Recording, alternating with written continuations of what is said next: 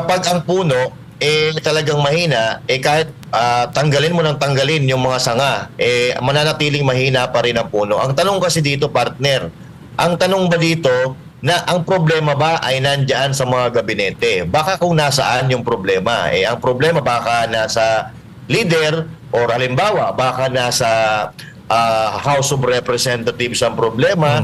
Dapat katulad nga ng lagi natin sinasabi, you will address the problem from the root of it. Kung saan nagsimula yung problema, doon mo i-address. Kasi may narinig nga tayo na kapag in-address mo yung pinagsimulan ng problema, ibig sabihin, kalahati mo na nare-resolve ang problema. Kaya lang ang problema kasi dito mga partner, ang problema ay ang ating Pangulo. Parang hindi niya alam kung paano i-address ang problema, paano bibigyan ng solusyon ng problema.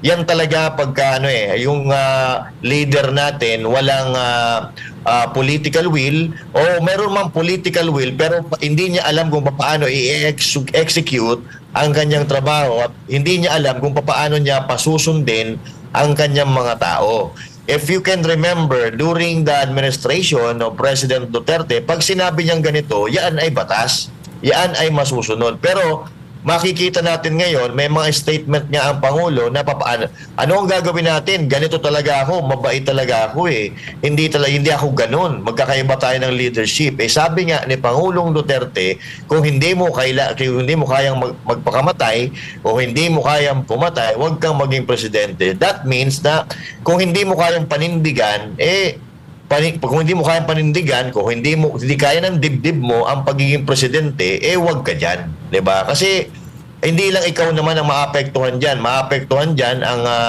yung sasakyan na minamaneho mo at yung mga pasahero ng sasakyan na minamaneho mo. In this case, minamaneho mo ang Pilipinas at ang mga sakay mo ay ang sambayan ng Pilipino.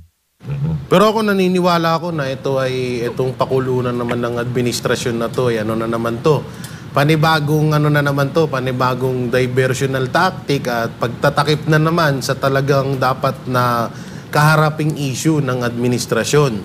So unang-una yung nangyaring ang dayaan sa COMELEC na umabot ng 18 million ang overvoting na hindi na maipaliwanag halos ni Chairman George Garcia. So ayun yung isa sa mga nakikita ko dito na talagang kaya nila to ginagawa ngayon dahil doon sa issue na para matakpan.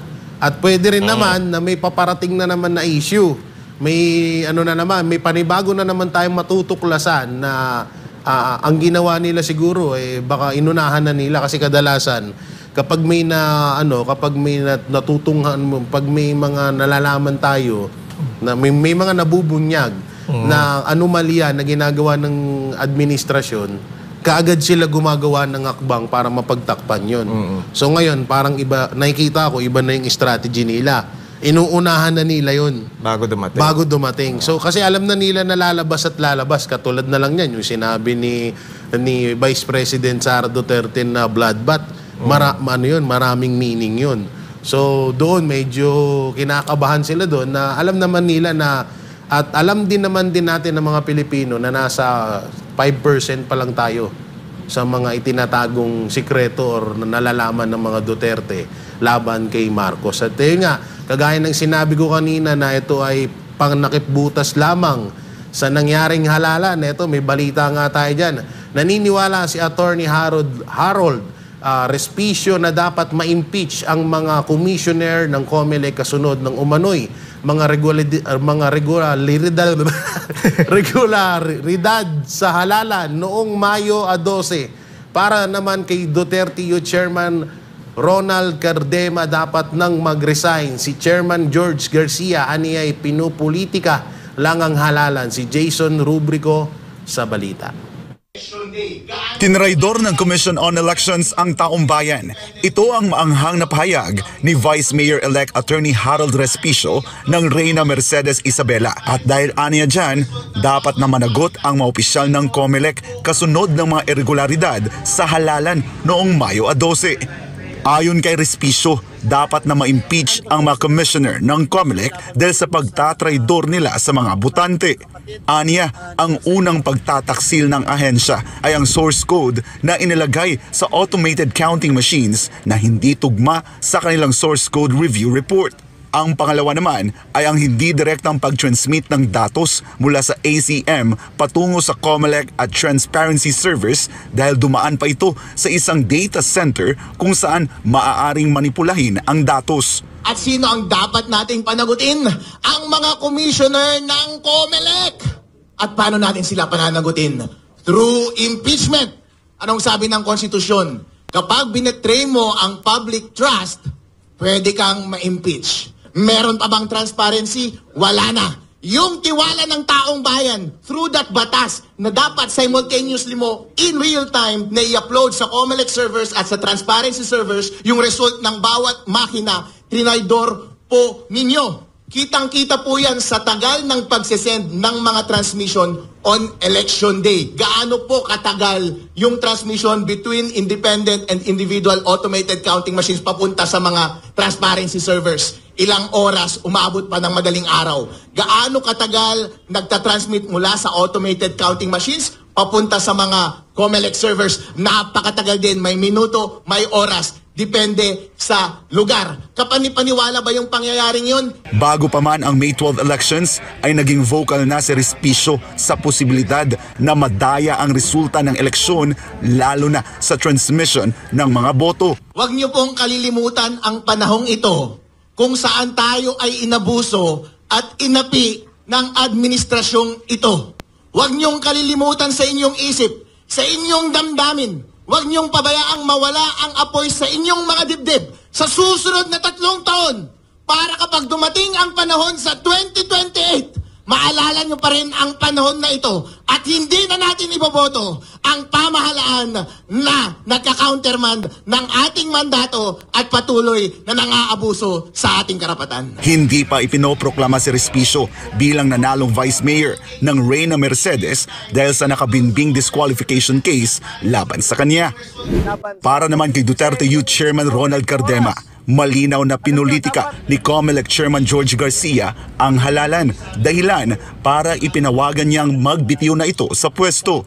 Kasunod yan ng aniyay lantaran at questionableng pagpapadiskwalipika sa kanilang grupo at ang pagpapasuspinde sa kanilang proklamasyon kahit pa malinaw na sila ang isa sa mga pinili ng taong bayan.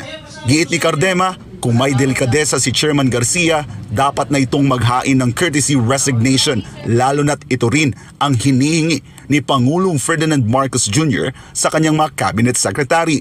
Kami ang party list na ibinoto ng mga pulis, sundalo, tropa ng gobyerno, OFWs at milyong-milyong mga Pilipino. Pinaglalaroan nyo ngayon at nagagalit lalo ang maraming Pilipino sa administrasyong ito. Kaya napuno ang Bongbong Marcos, Presidente, pinagre-resign kayo lahat. At sa lahat ng pinagre-resign, ikaw lang ang daming sinasabi na hindi ka kasali sa magre-resign. Wala kang tiwala sa sarili mong presidente at nag-appoint sa'yo, kinakabahan ka na baka i-accept yung resignation mo dahil ikaw naman talaga ang huling head of agency na namuliti ka bago nagalit ang Pangulong Bongbong Marcos. Ayon pa kay Cardema, may impormasyon umano mula sa intelligence officers na sinadyang ipitin at diskwalipikahin ang Duterte Youth upang bigyang daan ang Gabriela Porteles na makapasok sa Kongreso. Malinaw naman ayon sa Duterte Youth na sila ang pumangalawa sa may pinakamaraming boto noong Mayo 12 na umabot sa higit 2 milyon katumbas ng 3 congressional seats. Ngunit sa kabila nito ay hindi pa rin ipinoproklama ang Duterte Youth Party List dahilan para mas lumalim ang pagdududa ng publiko sa motibo ng COMELEC at sa sinseridad nitong pairalin ang tunay na resulta ng halalan. Kaya sana naman, yung ibinoto ng taong bayan, paupuin nyo. Yung pinagre-resign ng Pangulo, mag-resign naman kayo. Lahat ng atensyon nasa inyo na. Ayaw nyo bang pansinin? Kayo na lang ang namumulitika dito, tapos na yung eleksyon. Kayo pa rin ang namumulitika sa resulta ng eleksyon. Iminungkahi naman ni Attorney Ferdy Topacio na magsagawa ng congressional hearing kaugnay sa umano'y mga irregularidad noong May 12 elections. Git niya, mahalagang mailantad ang buong katotohanan at mapanagot ang sinumang responsable sa anumang uri ng katiwalian o kapabayaan. Ang aking suggestion, yun nga, yung katulad na sinabi ko, Committee on Suffrage, mag-hold tayo ng legislative hearings, mag-invite ng resource persons. Invite nyo si Chairman Garcia. Hindi naman siya pwedeng tumanggi kahit Independent Constitutional Commission. He is still subject to legislative inquiry. Sampina nyo, pasagutin nyo, paglabasan nyo ng mga dokumento. Sama nyo yung mga katulad ni Attorney Harold. On that basis, aside from the fact na makakakuha tayo ng mga informasyon at saka mga statements na maibabago yung Omnibus Election Code, siguro isama na natin doon na very strict yung grounds for suspension of proclamation. Lagyan natin ng process, hindi yung very vague na when even the standard of evidence of guilt is strong, is very vague. Para sa Diyos at sa Pilipinas kumahal, ako si Jason Rubrico, SMNOY News. Yun, grabe, no? Galit na galit si Cardema. Alam nyo, na-meet natin yan sa Laguna, pero mahinahon. Mahinahon lang. Mahinahon talaga yan. Dito kasi, syempre, sino ba naman hindi magagalit? Ang laki-laki ng boto mo, tapos ayaw kang paupuin. Di ba? Baka, yun nga, yun ang naging problema. Sa tingin ko, hindi nila naasikaso yung party list. Ang pinag-focus ng COMELEC is yung Senate talaga. Kaya tignan mo yung overvote. Nasa 18 million? 18 million. 18 million, grabe. Biruin mo. Sa tingin ko, yung 18 million na overvote na yan, Duterte yan Sa palagay niyo ba, mga partner? Kasi, dyan talaga parang inalis nila yung 18 million na yun para talagang bumagsak tong Duterte. Nakapasok yung yung tatlo nating Duterte. Pero ang tingin ko dito, talagang yung courtesy resignation na sinasabi ni Marcos, yung pakulo ni Marcos, talagang lang to, style lang. Kasi si Garcia, parang pagod nang magpaliwanag, parang stress na. Parang siguro, boss, pahingi naman ako ng pahinga. Kasi hindi ko na alam kung paano kayo papaliwanag Tapos gusto nga nilang ipag-resignin, itong si Garcia, gusto matanggal kasi nga, dahil nga dyan sa nangyaring eleksyon ng May 12, magkaroon ka naman sana ng delikadesa, sir. Talagang kung hindi mo kayang paliwanag o kung hindi mo kayang sagutin yung mga tanong ng taong bayan at hindi nyo kayang masasabi nating mag-manual recount, umalis ka na dyan. Diba? Kasi, ano pang ginagawa mo dyan kung hindi mo mapapatunayan o hindi mo mapapakita sa taong bayan at hindi mo masasabi natin na makikita ng taong bayan na patas yung May 12 election, umalis ka na talaga dyan. Wala kang silbi dyan. At eto nga, ang nakikita natin, kaya diversion to, kasi yung mga, meron na yung, sinabi ko nga kanina, meron nang naligtas doon sa mga gabinete ni Marcos. Mamaya natin pag-uusapan yan, partners. Ako, gusto ko yung bukod doon sa ma-impeach, alam mo medyo mababaw. Kasi anong gagawin mo kung halimbawa ma-impeach nga si Garcia, papalitan din ng mas matindi pa kay Garcia, so useless pa rin. So, mas maganda dyan, yung nga, mag-manual counting ulit at taong bayan na mismo ang pumili sa mga taong maluluklok sa COMELEC. Yan sana yung maging batas dyan yung taong bayan na mismo magkakaroon ng botohan. Kasi Oo, tama. Ang pangit kasi talaga na nangyayari ngayon, katulad nga niyan, yang sa Duterte Youth, doon pa sa dito yung kay Chairman sino ba to? Si Attorney Harold, na mga nanalo kasi to Si Harold nanalo bilang Vice Mayor, eto naman si Cardema bilang sa Duterte Youth nga. So, biruin nyo bumoto tayo, hinalal natin siya.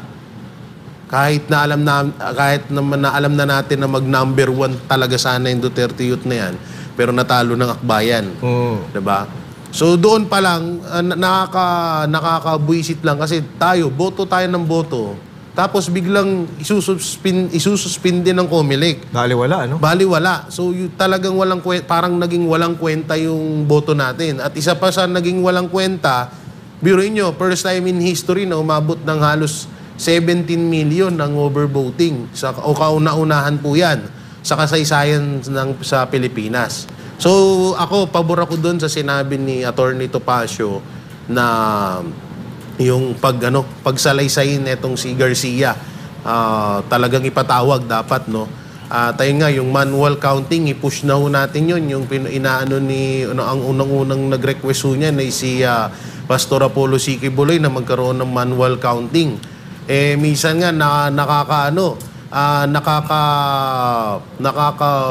dito dahil alam mo yon, yung tipong yung iba kapag nagkakamali sa mga itong bagay, dapat may talagang parusang kasi biruin mo kauna-unahan, partner, sa Pilipinas na umabot sa ganito umabot sa ganito kadaming overvoting. Tsaka yung sinasabi ni Garcia na wala daw pondo, kasi kalokohan. Kalokohan niya. Kung 150 million nga binasuran nyo lang hanggang ngayon nga hinahanap ng taong bayan kung nasan na yung kung nasa na yung 150 million na yung ginastos nyo dun sa 6 million na balota.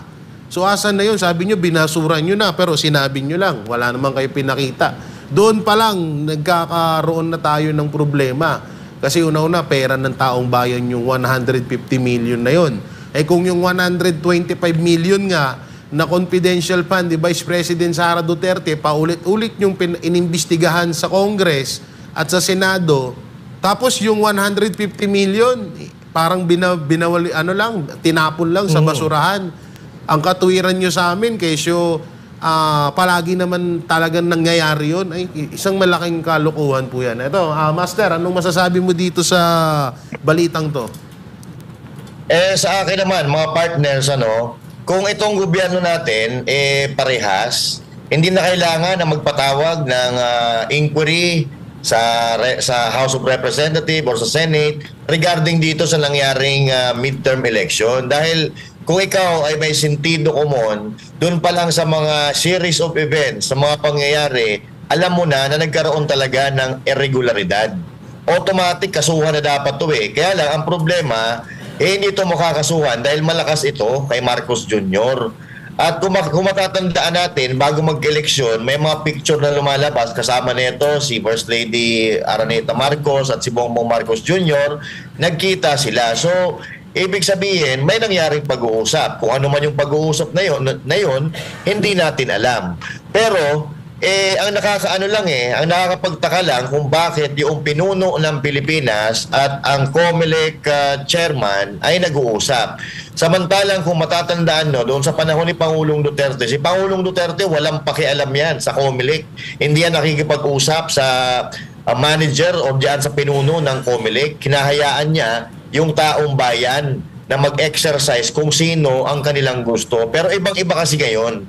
Kaya kung makikita natin, ang dami-dami nagrereklamo pero walang napapanagot, hindi man lang iniimbestigahan. So walang nangyayari talagang paglilitis or pag-check kung meron talagang nangyaring kamalian. Although ito ay lantad naman na meron talagang nangyaring pandaraya dito sa nagdaang eleksyon.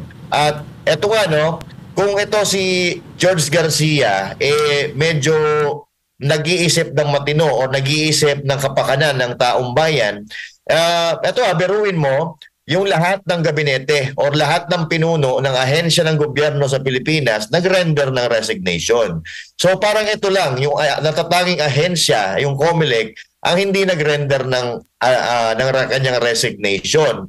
Ito, siya ay pinuno ng COMELEC, Siya pinuno ng COMELEC na isang sangay din ng gobyerno na may kinalaman sa pagpili ng mga manunungkulan sa gobyerno, pero parang nananatili siyang kapituko. Hindi ko alam kung ano yung dahilan, kung siya ba ay nakikinabang dito. Kasi kung ako, pinagod nyo ako dito, pinagbibintangan nyo ako, pinagbibintangan nyo ako na ganito o ganyan, magre-resign ako kung may delikadesa ako. Pero kung may tinatago ka talaga, hindi ka dyan bibitaw. hindi ka dyan bibitaw, lilinisin mo lahat ng footprints na mag-uugnay sa'yo or magbibigay sa'yo, magtuturo ng ebidensya laban sa'yo. Ganun mga gagawin yan Bago umalis yan dyan, lilinisin nila or may mga kakausapin na mga ahensya ng gobyerno o even the president. Pero dito nga sa sinasabi natin na resignation, itong courtesy resignation ng mga gabinete, wala ito. Makikita nyo dyan, ilan lang ang matatanggal dyan. 2, 3, pinakamarami na siguro ang 5 na matatanggal dyan. Kasi nga, planado na lahat ito. Ito kasing gobyerno ni Marcos, magaling ito sa propaganda. Magaling sila magtakip ng mga istorya. Magaling sila magtakip ng mga sikreto. Kapag nararamdaman nila na medyo may mabubulgar, gumagawa sila ng eksena na pag-uusapan ng tao para yung lalabas na malaking issue laban sa kanila ay hindi na mapapansin dahil nakagawa na sila ng paraan para matabunan yung issue na yun. Yung tinatawag na smoke screen. Tama kayo dyan, mga partners. Kaya pagka ganito ng ganito, walang mangyayari sa Pilipinas. Kaya nga, dapat mapalitan na talaga ito. Walang iba na dapat mag-resign dito kundi ang Pangulo ng Pilipinas dahil hindi siya marunong maglagay ng mga gabinete sa iba't ibang ahensya ng gobyerno na dapat sana'y nakakatulong sa tao. Bagkos, lalo pa nilang ginagalit ang mga Pilipino dahil naglalagay sila ng pare-parehas din nila na wala ring laman ng ulo. Tsaka isa pa dito, mga partner, parang tinotolerate ni Marcos Jr. itong gawain ng COMELEC kasi kauna-unahan to sa kasaysayan ng Pilipinas na nagkaroon ng 17 or 18 million na overvoting.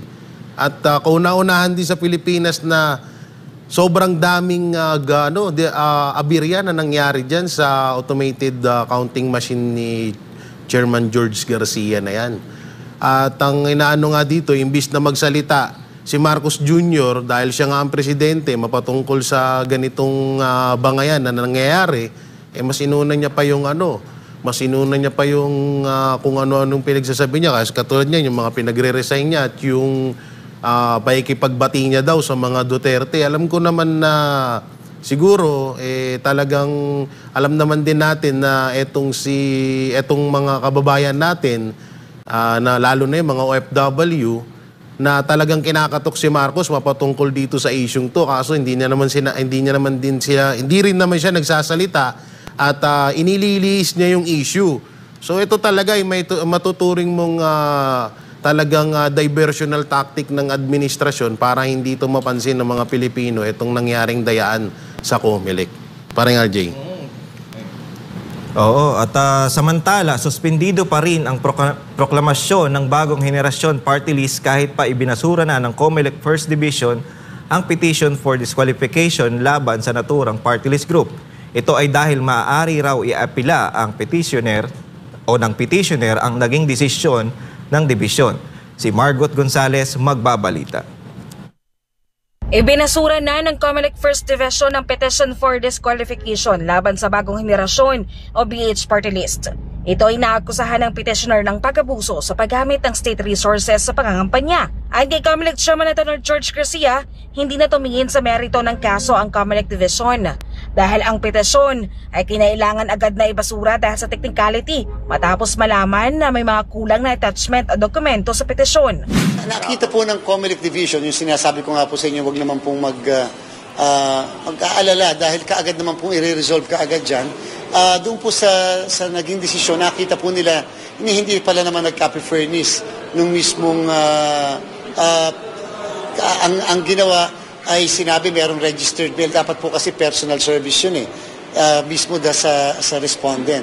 So yun pa lang po ay nakita ng ground. Hindi na po pumunta sa merits para i-dismiss kaagad ang kaso. Matatandaan ng proklamasyon ng BH Party List ay sinuspende ng National Board of Canvassers dahil sa nakabinbing DQ case ito sa COMELEC. Pero sa kabila ng dismissal ayon kay Garcia, hindi pa rin maaaring maiproklama ang naturang party list kung ang petitioner ay maghahain pa ng apila. Hanggat hindi raw final and executory ang desisyon ng poll body, walang proklamasyon na mangyayari. Ang petitioner may 5 araw para sa paghain ng kanyang apila. Pwede rin daw na i-refile ng petitioner ang kanyang reklamo o dumulog sa korte para sa kanyang petisyon. Abangan natin kung anong gagawing remedyo nung mismong petitioner, ganung na-dismiss po yung kaso laban sa respondent. So wala pa rin pong proclamation na magaganap in favor of BH Party List. Sinabi naman ni Garcia na pagdating sa Duterte Youth Party List, magpapalabas ng desisyon ng Comelec Division batay sa merito ng disqualification case nito. Matatandaan na suspendido rin ang proklamasyon ng Duterte Youth Party List dahil sa kanilang nakabinbin na kaso sa Polbati. Nakakuha ito ng mahigit 2 milyong boto noong nakaraang eleksyon. Yung po kasing sa Duterte Youth, hindi po ganun kadali, komplikado dahil hindi po technicality yung issue doon. Ang issue po doon ay on the merits. It goes into the very heart as to whether dapat bang na-accredit o hindi yung naturang party list. Yan po yung initial na binanggit nila sa akin. Sa tanong naman kung anong masasabi nito sa panawagan ni Duterte Youth Party List Chairman Ronald Cardema na bumaba na ito sa pwesto, ito ang sagot ng Comelec Chief. Nag-no-part po ako. No-part po ako doon sa hindi pagproklama sa kanila. So, ibig sabihin po kung no-part, hindi po ako nag-participate doon. So, kung ano man yung panawagan na resignation, tatanggapin na lang po natin yan ang mga bagay-bagay. Sa palagay niyo po ba kung magre-resign si Chairman Garcia, magbabago ba yung desisyon ng buong National Board? Hindi nga po ako nag-participate doon eh. Hindi po ba? 6 pa rin ang boto po ng mga commission, ng mga miyembro ng National Board. Kung mag-resign si Chairman Garcia, 6 pa rin po yun na hindi pa rin po magbabago. Ibig sabihin, wala po sa palagay kung magbabago doon kahit na ako mag-resign. Kung kami lahat ang magre-resign, wala pong boboto. Samantala, nakatutok naman ngayon ng Comelec sa paghahanda para sa Barangay at Sangguniang Kabataan o BSKE elections. Ayon kay Garcia, tuloy ang BSKE sa Disyembre kung wala namang batas na nagpapaliban dito. Tingnan natin, obserbahan natin ano mangyayari sa June 2 to 12 kung saan magkukonvene ang ating Kongreso kung maipapasabay yung sinasabing fixing ng term of office of the barangay officials. Pero in the meantime, dahil walang ganyan, wala namang pagbabago sa batas, kaya tayo naghahanda rin para sa December 1 BSKE. Ang botohan sa BSKE, mano-mano pa rin gagawin. Ang pondo para dito ay aabot sa 13 billion pesos. Pero, suportado raw ng Polbati kung magkakaroon ng batas para sa hybrid elections sa BSKE. Sa full manual, asahan na raw na hindi magiging mabilis ang proklamasyon ng mga mananalong kandidato. Kasi po binibilang isa-isa yan ng mga guro, yung mga balota, and therefore minsan inaabot ng madaling araw bago matapos at pwede pa mag-object yung mga watchers habang binibilang isa-isa ng mga teacher, yung mga balota, inaabot ng madaling araw bago makapag-proclaim isang kinabukasan pa. Para sa Diyos at Pilipinas ko, mahal Mark Gonzales, SMNI News. Yun. Ang kapal talaga ng... Easy. Hindi, actually, ano yan parang hindi naman dahil pinagre-resign ka, dahil kasama ka dun sa ano, hindi naman yun. Kumbaga, ang point dito ni Cardema is yung election nga natin nung May 12 di ba? Wala sa ayos, maraming anomalya. 'Di ba? Ikaw na nga mismo iba yung sinabi mo doon sa unang part na before election, tas yung after election, iba naman yung sinabi mo. So doon pa lang nagkakagulo na Tapos yung BH party list, ewan ko, ito yata yung ito yata yung kung hindi ako nagkakamali ito yata yung nagsabi sa kanya na how much ba Comelec chairman, how much? Parang kung hindi ako nagkakamali so siguro doon sa mga ito kasi parang yung mga party list na to, especially Duterte Youth, BH party list, parang ito yung mga party list na maka-Duterte. So, ito nga ang nakakapagtaka talaga, yung Duterte Youth, nakaupo na sila Meron na yan Alam ko, matagal na yan sinasabi nilang house show na kaso nga, sabi ni Cardema, matagal na yan, nakaupo, napaupo pa sila, tapos nakatakbo pa sila. Ngayong nanalo na ulit, tsaka nila pinupush yung kaso na sinasabi na yan. Nakakapagtaka talaga itong sinasabi nito ni Comelec chairman At tapos, napansin nyo ba mga partner, meron siyang sinasabi ng batas patungkol dun sa yun sa SK election sa December. Ngayon, ang napansin ko talaga sa kanya na pag pabor sa kanila yung batas, okay sa kanila, kiniklaim niya. Pero pag hindi pabor, baliwala sa kanila. Unang-una na dyan, yung online voting. Wala naman sa batas yan Tapos, sabi nyo, kayo mismo ang kayo mismo ang nag-push niyan. Online voting, pero wala sa batas. Ngayon, nasa batas natin yung pwede tayong magkaroon ng manual recount. Pero, ang palusot mo naman, sa batas daw. budget. Wala tayong budget. Walang budget. Tapos meron pa daw, kailangan mo pa ng isang batas para mapatupad yan. Ano yun? Talagang ang nangyayari sa atin ngayon, kung hindi magpapalusot, pag pabor sa iyo yung batas, dun mo dadalihin. Pero pag hindi pabor, palusot ang gagawin mo. Ano ba naman yan, Chairman? Itong si Chairman George Garcia, siya yung boy version ni Claire Castro. Uy, paborito natin yun. Ang aming paborito. Hindi, ganito na lang Ang daming mga politiko na mga convicted, katulad na lang yan, nila Erwin Tulfo, marami sila dyan, no? Pero bakit yun hindi mo sinisita, hindi mo man lang sinisilip, tsaka hindi mo man lang yung katulad ng ginagawa mo ngayon sa ibang mga kandidato na mga nanalo na sinususpindi mo. Dapat, kung ganun man, ang patakaran talaga ng COMELEC, dapat silipin mo lahat. Ang daming mga politiko dyan, mga convicted, may mga kaso, talagang nahatulan sila. Ano? Etong yung iba naman dito, wala naman Katulad nitong Duterte Youth. Katulad na lang, si Attorney Harold, na isa din sa mga, alam naman natin, na simulat sa isa to sa mga lumaban dito at tutol dito sa automated counting machine na to, no? Bakit sila lang ang pinag-iinitan mo? Ang daming mga politiko dyan na may mga kaso. Si Erwin Tulfo na lang Una, national yun, ha? Mas mataas yun. Bakit hindi sinisita, hindi sinisilip ng COMELEC? Meron pa isa. Sino pa? Si Castro. Hindi, ano na yan Laglag na yun Hindi, pero dapat hindi na siya tumakbo, di ba? Yun pa isa, di ba? Paano kung nanalo yun? Di ba? Ayun pa. Yung mga makakaliwa dyan. So, parang napakaano kasi. Ang COMELEC kasi dapat nasa gitnaan yan. Hindi ka magiging one-sided. Wala kang dapat pipiliin kahit na maka-Duterte, maka-Marcos. Kayo nga yung Kaya nga sinasabi ko na, boboto kami. Pag boto namin, pagdating sa COMELEC, sila uhusga. So walang kwenta yung boto namin kasi kayo yung kayo pa rin yung masusunod kaysa sa amin na kami yung buoboto. Dapat kami nasusunod dyan. Kami yung buoboto, kami yung boss dito. Hindi yung COMELEC. Kagaya ng sinabi nga nila, kapag ma-impeach si George Garcia, may 6 pa na board member, sinasabi niya kanina. So kung mas maganda, talagang taong bayan na yung pipili dyan na mailukluk dyan sa COMELEC. Hindi na yung mismong presidente kasi useless din, tatanggalin si George. Papalitan pa rin ng mas matindi kay George. So wala rin. Master Judea. Tama ka dyan, partner, no? Sabi mo nga kanina, di ba? Kapag yung isang kaing ng kamatis, nilagyan mo ng isang bulok, mabubulok na yan lahat. Mas maganda na mag-resign na ito si George Garcia para yung bulok, maihiwalay na.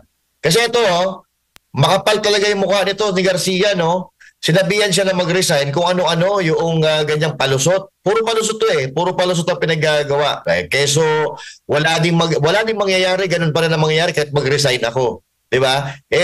The fact na may nananawagan sa'yo na mag-resign ka, may ayaw sa'yo. Kaya wag na makapal masyado ang mukha.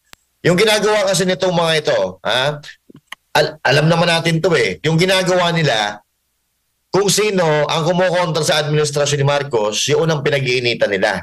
Ito, halimbawa kasi, yung kaso ng Duterte Youth, 2019, nandiyan na yan 2022, nandiyan na yung kaso. Pero bakit nila pinaupo? Binigyan nila ng seats noong 2019 at 2022.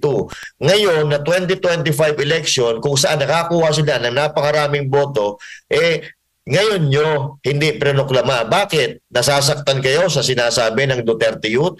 Nasasaktan yung mga kaalyado ninyo doon sa mga sinasabi ng Duterte Youth? Yun ang problema sa atin. Dito sa Pilipinas, sa totoo lang, yung gumagawa ng kabutihan, yun pa ang pinag-iinitan. Samantalang yung mga magdanakaw dyan, pinagtatawanan tayo, dahil sila paldo-paldo. Pinagtatawanan nila ang mga Pilipino dahil lahat tayo kanilang niloloko. Ito tulad ng limbawa, itong eleksyon na ito, napakaraming irregularidad. Itong BH party list, halimbawa, no? Ibinasura na yung disqualification case ng BH party list pero ayaw pa rin nilang iproklama.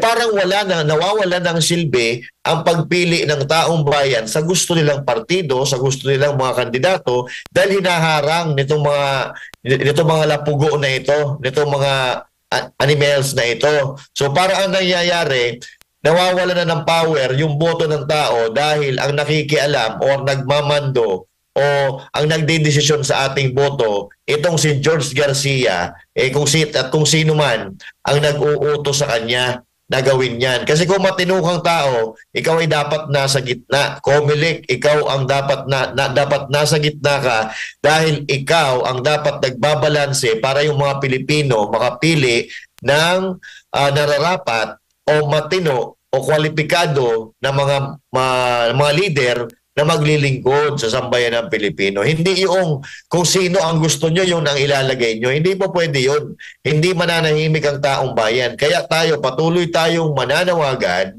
nitong manual recount or even itong pagre-resign ni George Garcia na masyadong makapal ang muka. Kung gaano kakapal ang grado ng salamin niya, ganun din kakapal ang mukha niya. Kasi wala ito hindi na to tinatablan Hindi na siya tinatamblan ng mga sinasabi ng taong bayan and even itong mga elected officials na kanilang pinag-iinitan. So, wala na tayong magagawa dito. Pag makapal ang mukha, hindi na nasasaktan yung mga yan, hindi niya bibitawan ang kapangyarihan na hawak nila dahil pare-pareha sila, may sinasandalan sila na mga nanloloko sa taong bayan, nagsasandalan, nagtatakipan at gusto nila na manatili diyan sa inuupuan nilang upuan at sa kapangyarihan. At eto pa. Meron ako nakalimutan sabihin kanina. Bakit mo pinroklama si Martin Romualdez may ano yun? Sa diba? BICAM report yun na nagkakalaga ng 241 billion. Isa pang katanungan yan, Bakit yung Duterte Youth na matagal nang dismiss yung kaso na yun, wala na yun, limot na yun, nabasura na yun. So bakit pinag-iinitan mo? Kasi Duterte, pangalan pa lang Duterte na. So alam nyo, kagaya ng paulit-ulit namin sinasabi, hindi mananahimik ang mga Pilipino hanggat hindi ito sinusolusyonan ng Comelec. Parang lang to, hair follicle drug test lang to ni Marcos Jr. Hanggat hindi siya nagpapadrug test, hindi maaalis sa isipan ng tao na kung addict ba siya o hindi. So ganun din yan sa Comelec. Hanggat hindi nyo sinusolusyonan yung problema nyo, hanggang ngayon, paulit-ulit lang yan, ganyan at ganyan pa rin yung tingin sa inyo ng tao. Parang ang layo talaga nitong Marcos administration sa dating Pangulong Duterte. Alam nyo kung bakit? Biruin mo naman, nakita natin na dilawan si dating Vice President Leni Robredo, di ba? Pero binigyan niya pa rin ng chance magtrabaho. At yung iba pang mga alam natin na dilawan at mga hindi niya kaalyado, binigyan niya pa rin ng pagkakataon magtrabaho. Unlike dito kay Bongbong Marcos, pag nalamang Duterte ka, talagang gigipitin at gigipitin ka. At dahil nga Friday ngayon, matraffic, ay meron tayong balita. Ano yan? Matapos ang panawagan ng courtesy resignation sa lahat ng mga miyembro ng gabinete, ay inanunsyo ng Malacanang na manatili sa posisyon ang 5 economic manager ng kasalukuyang administrasyon. Si Creseline Catarong sa report. Nitong Biyernes, inanunsyo ni Executive Secretary Lucas Bersamin kung sino-sino ang cabinet secretaries na mananatili sa kanilang posisyon makaraan ng kautosang courtesy resignations ni Marcos Jr. Kabilang sa magpapatuloy sa kanilang panunungkulan at paninilbihan ay ang economic team na sina Cristina Aligarroque ng Department of Trade and Industry, Ralph Recto ng Department of Finance, Arsenio Balisacan ng Department of Economy, Planning and Development, Amina Pangandaman ng Department of Budget and Management, at Frederick Go, Special Assistant to the President for Investment and Economic Affairs. Samantala, inanunsyo rin ni Bersamin ang mga pagbabago sa ibang departamento at mga opisyal na hindi mananatili sa kanilang pwesto. Si Energy Secretary Rafael Lutilla ay ililipat sa Department of Environment and Natural Resources bilang bagong kalihim, kapalit ni Maria Antonia Yulo Loizaga. Ayon kay Bersamin, magpapahinga muna si Loizaga, ngunit nananatiling bukas ang posibilidad na mabigyan siyang muli ng posisyon sa gabinete sa mga susunod na panahon. Habang pansamantalang walang kalihim, pamumunuan muna ni Undersecretary Sharon Garin ang DOE bilang officer in charge. Samantala si Department of Human Settlements and Urban Development Secretary Jerry Acuzar ay itatalaga bilang Presidential Advisor for Pasig River Development na may ranggong sekretary. Papalit sa kanya bilang bagong kalihim ng DSUD si Engineer Ping Aliling, dating Undersecretary ng naturang ahensya. Sa panig naman ng Department of Foreign Affairs, nakatakdang magretiro si Philippine Permanent Representative to the United Nations Antonio Manuel Lagdameo pagsapit ng Hulyo 31. Papalit sa kanya si DFA Secretary Enrique Manalo, habang si dating Ambassador at Foreign Affairs Undersecretary Tess Lazaro ang itatalaga bilang bagong kalihim ng DFA simula rin sa Hulyo 31. Sa kabilang banda, tinanggihan ni Marcos Jr. ang courtesy resignation ni Executive Secretary Lucas Bersamin. Ayon kay Bersamin, ang mga opisyal ng gabinete na nagsumite ng kanilang courtesy resignation ay dadaan pa sa masusing pagsusuri bago maglabas ng pinal na desisyon ng Pangulo ukol sa kanilang pananatili o pag-alis sa pwesto. Yung mga ibang aksyon sa courtesy resignations ng ibang cabinet secretaries, in the coming days, pagkakaroon ng more careful evaluation. Ang urgent kasi itong economic team. Maybe after Wednesday, there will be more announcements to be made. Ibinunyag din ng opisyal na umaabot na sa 52 opisyal ng pangmahal. Creseline Catarong, SMNI News. Ayun na nga, oh. Alam nyo ba na paghahalataan natin, mga partner? Bakit? Kasi doon sa economic managers, di-retain niya di ba? Trade secretary. Ano ba yung trade secretary na yan? An individual or government official responsible for overseeing the managing trade-related matters for a country or organization. So, budget. Ito naman, yung next, Finance Secretary, Economy, Planning and Development, Secretary Arsenio Balisacan. Budget Secretary, Amena Pangandaman, Special Assistant of the President of Investment and Economics Affairs, Secretary Frederick Go. So, yan yung mga niretain niya. Pagtataka ako, bakit sa budget, no? Niretain niya yung mga patungkol sa budget, no? Hindi ba kayo nagtataka, mga partner? At may pangitain ako. Yung pangitain na. Ito, bago ka na. Ako panaginip, pero pangitain na. Pero maaaring mali ako, mga kababayan, sige. mga partner. Pero naiisip ko baka si John Vic Rimulya at Boying, mananatili pa rin yan. Pero ito ang naiisip ko. Hindi ako sure kay John Vic kasi medyo nilaglag niya dito si si PBBM. Bakit? Yung sinasabi niyang group effort, kasama daw si si President, medyo nalaglag siya doon.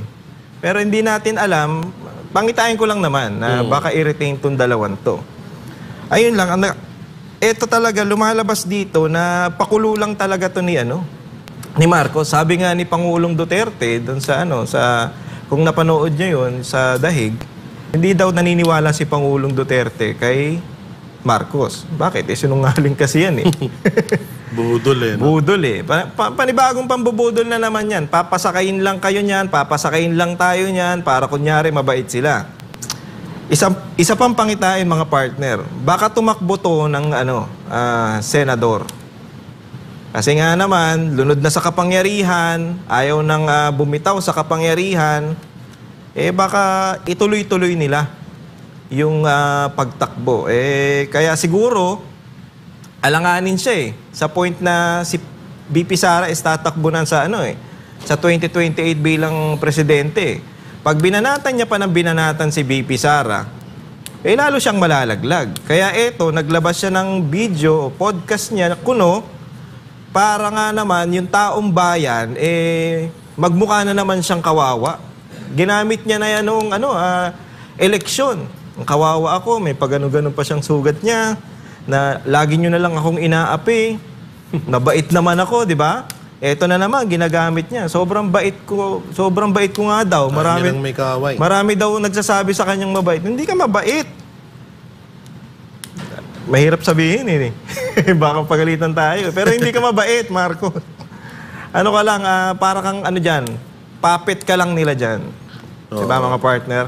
Speaking of puppet, alam nyo, yung mga yung mga nasa gabinete na yan, may tuturing mo na puppet yan. Alalahanin nyo yung mga unang puppet, niligwak na. O yun yung mga quadcom. So yan yung sinasabi ko pa noon, na yan ng mga yan, mga puppet lang yan ni Marcos na ano lang yan, pinainan, tinatawag na pinatakam. Oo, pinatakam na kunwari mananalo sila, kaso tapos na yung pakinabang sa kanila ni Marcos, kaya tinanggal na sila ngayon. At dito naman dito sa gabinete na yan, sa cabinet, yung mga pinaparesign, alam ko talagang may mga ano dito may mga tapos na. Kasi diba 3 years. So yung 3 years na yon, nalaman na ni Marcos sino yung medyo mga palpak. So tatanggalin niya yon. Titira niya yung mga talagang mapapakinabangan niya. At papalitan niya na mas mapapakinabangan niya pa. Alam niyo, simulat sa poll, ang tingin niya lang dyan ay mga tauhan lang talaga, mga puppet kung may tuturing. Kung yung mga taong ang tumulong sa kanya, kagaya na lang ni Pastor Apollo C. Quiboloy na tinulungan siya sa kanyang pangangampanya, at ang mga Duterte, lalo na ang mga Duterte, tingnan niyo kung anong ginawa sa mga Duterte, di ba? Inudas niya pa rin. So, ibig sabihin, yung mga maliliit na, yung mga nagtatrabaho sa gobyerno, puppet niya lang talaga kung ituring yan. Yung sinasabi na lahat ng mga sinasabi niya ay pawang kasinungalingan. At paulit-ulit na nating patunayan sa kanya. Sabi niya dati, ayaw niyang tutol siya sa ICC. 1 hanggang 5 lang ang tatanggalin niya na dyan, wala pa rin mangyayari. Wala pa rin mangyayari dyan. Ganun at ganun pa rin. Kasi kung magbabasihan natin, itong mga sinasabi niya, hindi nagre-reflect doon sa mga action niya. Paano mo babaguhin ang isang sitwasyon kung hindi ka naman gagawa ng paraan kung paano makakalabas doon sa isang sitwasyon. So kung yung mga gabinete, ganun pa rin, ilalagay mo lang sa ibang ahensya ng gobyerno, di ganun pa rin. Ganun pa rin ang mangyayari dyan. Kung ano yung nangyari ng 3 taon, ganun pa rin ang sasapitin natin sa loob ng sa darating na 3 taon. Kasi ito, tingnan nyo etong si Marcos Jr., mula unang taon niya, pangalawang taon, pangatlong taon, kompleto ng budget, at kung ano-anong ginagawa nila na magic dito sa budget ng Pilipinas. Ilulubog nito ang Pilipinas. Ilulubog nila ang bansang Pilipinas. Ihilain tayo nitong Marcos administration na ito sa Kumunoy. Dahil alam nyo ba kung magkano ang proposed budget na pinag-uusapan natin ngayon sa 2026 na budget ng Pilipinas? 9 trillion, mga kababayan. Walang hiya. Wow. Doon sa mga trilyon-trilyon na ginastos ninyo sa first year, second year, third year na panunungkulan ninyo, walang hiya, wala kami naramdaman. Tapos magdadagdag pa kayo ng budget. Bakit? Ano yan? Paghahanda sa pagtatapos ng termino ninyo? Huwag naman ganun. Kung yung una hanggang pangatlo, hindi namin alam kung saan napunta yung pera ng taong bayan. Huwag nyo nang ulitin sa pangatlo hanggang 6 na taon ninyo. Mahiya naman kayo sa taong bayan. Pakita nyo naman na worth it yung pagboto sa inyo ng taong bayan na talagang patunayan ninyo na hindi nabudol yung mga Pilipino na ibinoto kayo. Or else, wala. Habang buhay o hanggat sa kaapu-apuhan ninyo, yung Marcos na apelyido ang maaalala ng taong bayan ay mambubudol talaga. Marcos Jr., nananawagan kami sa inyo. Huwag puro drama. Gumawa kayo ng aksyon. Ang sinasabi ng si Auntie Claire, ang sinasabi nitong bata mo, aso mo ng kahol, ayaw mo ng drama. Pero ang tunay na nagdadrama, kayo lagi ang nagdadrama. Kung ano-ano pinaggagawa niyong kadramahan, wala naman kayong naitutulong sa sambayan ng Pilipino. Ang ginagawa nyo, pinapainit nyo ang ulo ng taong bayan Oo. Parang gusto ata nitong administrasyon ni Marcos, may stroke lahat ng Pilipino dahil lahat talagang beast mode sa pinagagawa niya. wala na naniniwala. Kung mapapansin nyo, lahat ng social media platform na nandun siya, nagsasalita siya, pinagtatawanan. So, ibig sabihin, umalis ka na dyan. RJ? Grabe, no? Talagang, kung gusto mo ng drama, doon ka sa cinema. Huwag ka huwag ka maging presidente, di ba? Oo nga, alam nyo, marami na nga movie yan si Marcos. So, totoo lang, kung si Marcos ay isang director ng mga ang galing niya maggumawa ng kwento. No? Ang galing nilang gumawa ng istorya para paniwalaan ng tao. Alam mo, Marcos, baka kung alimbawa tapos ka na sa pagiging presidente, mag-apply ka ng yung writer, baka manalo ka pa ng Oscar Award. Oo, tapos ang director niya, si Auntie Claire. Hindi, yung isa, si Yap. Sino? Si Yap? Yun. Ay, di pwede, magkalaban yan. Partner. Ay.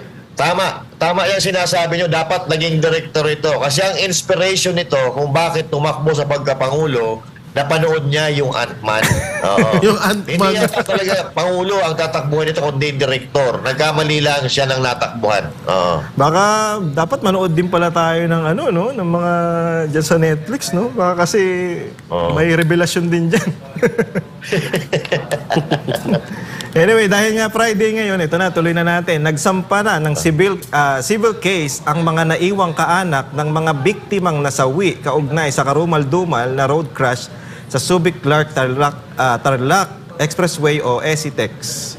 Noong Mayo 2, sa tulong na rin ng Department of Transformation, DOTR, hiniling ng mga kaanak na pagbayarin ang nasabing kumpanya ng kabuuang 130 million pesos na danyos.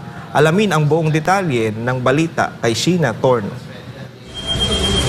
Pasado alas 8 ng umaga ng Biyernes ay dumating sa Quezon City Regional Trial Court ang mga kaanak ng nasawi na si Dane Janica Alinas na isang miyembro ng Philippine Coast Guard at ang asawa nitong si John Soria Alinas at ang kanilang 2 taong gulang na anak na nakaligtas sa malagim na trahedya sa SCTEX ito lamang buwan ng Mayo. Ito ay upang maghain ng civil case na nakadirekta ang kaso sa driver, presidente ng kumpanya at sa mismong kumpanya na Pangasinan Solid North Transit Incorporated na sangkot sa nasabing aksidente. Sinaksihan mismo ni Transportation Secretary Vince Dizon ang paghahain ng kaso ng mga pamilya ng biktima. Sabi ni Dizon, nasa 50 milyong piso ang hinihinging danyos ng pamilya ng 3 biktima laban sa Solid North Bus Company. Kailangan talaga nating panagutin ang Solid North at yung driver para sa hustisya, hindi lamang kay Dane at kay John, kundi pati na rin yung ibang biktima. Magpaparaffle na sila today at nangako po ang City Prosecutor's Office at ang Clerk of Court na bibilisan nilang schedule ang hearings. Kasunod nito, tumungo naman agad si Secretary Dizon sa Antipolo City New Hall of Justice upang ipakita ang suporta sa pagsampa rin ng kaparehong kaso ng mga naiwang kaanak ng biktima na miyembro ng isang religious group. Nagkakahalaga naman ng 80 milyong piso na danyos ang nais habulin para sa 4 na pamilya. Tinulungan natin ang mga pamilya sa pamamagitan ng pagbigay ng legal counsel, pero ito ay mensahe sa lahat ng mga bus company na hindi natin ito tolerate. Nilinaw ng DOTR Chief, hindi pa rito natatapos dahil nakahanda na rin ang ahensya, maging ang mga pamilya ng biktima na magsampa rin ng criminal charges laban sa kumpanya. Gate ni Dizon, kailangan may maayos na reforma patungkol sa road safety upang mabawasan ang talamak na kaso ng road incident sa bansa. Una na rin sinabi ng kalihim na hindi epektibo ang mga pulisiya ng gobyerno ukol sa road safety dahilan kung bakit lumulobo raw ang kaso nito. Anya, patuloy pa rin ang ipinato na suspensyon sa Pangasinan Solid North, lalo na't 15 sa mga bus units nito ang nakitaan ng hindi roadworthy. Tuloy ang suspension, lalo na doon sa rota, and naghihiring ngayon ang LTFRB. Pero ang sinabi ko kay Chairman Guadis, bilisan. Kasi nga, we need swift action. Bukod sa mga biktima ng Pangasinan Solid North, asahan din ang paghahain ng civil case at criminal charges ng 2 pamilya ng mga biktima sa malagim na trahedya rin sa NAIA Terminal 1 kung saan 2 ang nasawi. Isa na rito ang 4 na taong gulang na anak na isang overseas Filipino worker na kamakailan lamang ay hinatid sa kanyang huling hantungan. Para sa Diyos at sa Pilipinas kong mahal, Ito si Sheena Torno, SMNI News. Grabe yan. Grabe yung diba? nangyaring Sandwich yan eh. Kumbaga, nakikita ko lang yan sa mga ibang bansa, yung mga truck talagang pipi. Pero dito pala mangyayari sa atin. Yan kasi ang napapala ng, ewan ko, addict. Kung wala ka talaga sa focus, pag nagdadrive ka, tayo naman nagdadrive din tayo eh. Malalaman mo yan sa sarili mo. Pag wala ka sa focus, pag inaantok ka, tumabi ka. Pag nagugutom ka, tumabi ka. Wag niyong pilitin. Wag natin pilitin yung sarili natin. Siyempre, pag may impluwensya ka ng pinagbabawal na gamot, wala ka na talagang focus. Wala kang hindi mo alam ang ginagawa mo. Kaya nga maraming krimen na nangyayari dahil dyan, sa pinagbabawal na gamot na yan, hindi naman natin sinasabing yung isa dyan sa airport, gumamit. Pero alam ko yung dyan sa Solid North, parang nag-positive yata yan eh. Tapos, mga kababayan, mga partner, kung may tamang ginawa si Marcos, eto yun. Kinuha niya to si Secretary Vince Dizon. Kasi magaling eh. Biruin mo naman, alam nyo ba dating Deputy Implementer of a National Task Force Against COVID-19. Presidential Advisor for COVID-19 Response. So, kung may sikreto si Pangulong Duterte nung nasasabi natin nung pandemic, isa to sa sikreto niya. Parang secret weapon niya to kung bakit naging matagumpay yung ating paglaban natin sa COVID. So, at least kahit papano, meron tayong isa dyan sa DOTR na gumagalaw talaga. At least meron kahit papano tayong nakikita na gumagalaw. Ang problema, kung isa lang yan at yung ibang tao ni Marcos talagang tatamad-tamad katulad niya, walang mangyayari sa Pilipinas. At yun nga, yung batas natin dito sa Pilipinas patungkol sa road safety medyo mahina eh. Kailangan nating aralin yan eh kung sino man ang dapat mamuno diyan. Sayang nga sino ba to? Yung rider si Busita. Busita, sayang eh kung kung nakapasok yan sa Senado, pwede sana yan. Pwede nating singilin yan patungkol diyan. Pero yun nga, sana sino ang gagawa o sino ang taong mangunguna patungkol dito sa road safety. At least kahit papano itong si Sec Vince nandyan, naniniwala tayo na meron pa ring matitinong cabinet member ni Marcos na hindi natin masyadong nakikita. At least ito kahit papano yung iba patuloy pa rin nagtatrabaho kahit na yung presidente yun ang maganda, di ba? Kahit tatamad-tamad yung presidente mo, nagtatrabaho ka pa rin. Tama. Kaya nga, ang maganda nasasayangan talaga ako na hindi although ang tingin natin talaga dinaya, hindi nakapasok si Pastor Kibuloy. Alam niyo kung bakit? Ang daming plano ni Pastor Kibuloy patungkol dito para sa Pilipinas. Biruin mo naman, lalo dyan sa mga kalsada. Oo, biruin mo naman yung train lang mula Luzon hanggang Visayas. Mindanao. Malaking na yun, malaking bagay na yun. Isipin mo naman kung hindi ka na magdadrive papunta man kung saan, sa Visayas man. Kasi syempre pag nagdadrive ka, pagod eh. At least pag meron tayong train na gusto ni Pastor, kagaya sa Japan, may compare na naman natin sa Japan. Di ba ang ganda?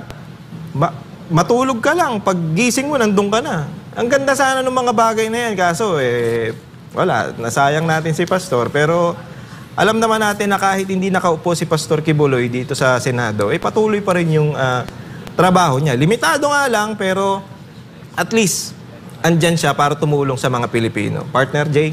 Master Judea. Sa akin naman, etong nangyari dyan sa North, etong Solid North, ito ang perfect example kung bakit hindi po pwedeng magmaneho ang isang bangag. At positive po ito Nung una, ayaw po ito magpa-drug test. Tapos napilitan din kasi nire-require ng batas na siya ay magpa-drug test, siya po ay positive.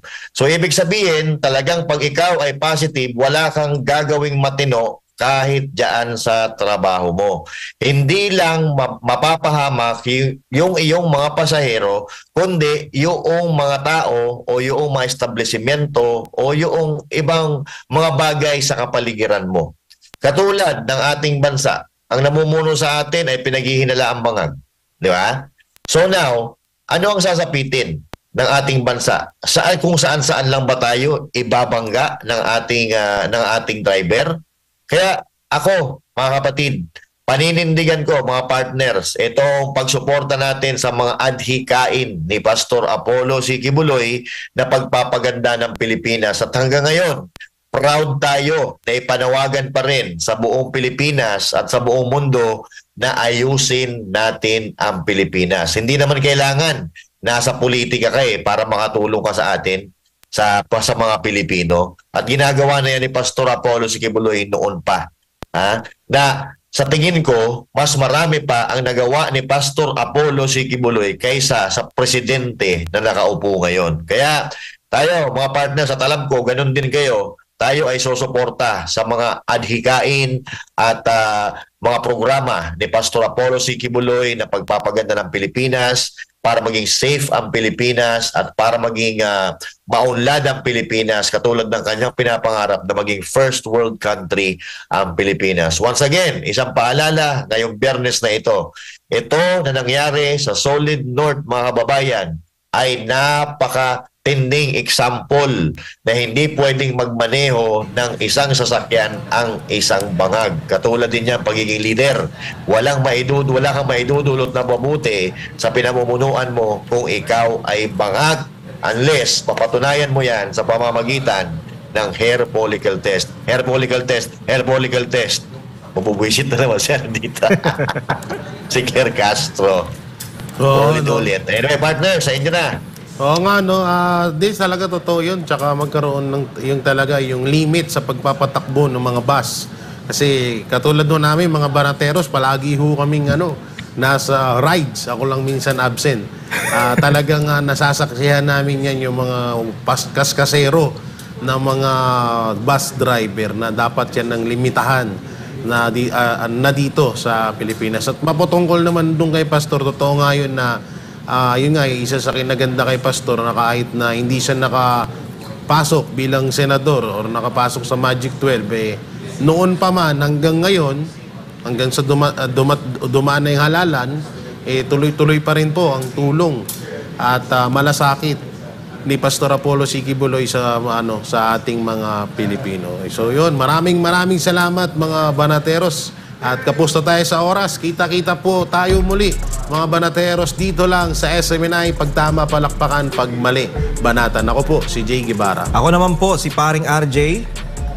At ako naman po si Master Judea. Para sa Diyos, sa Pilipinas, ating mahal. Ating mahal.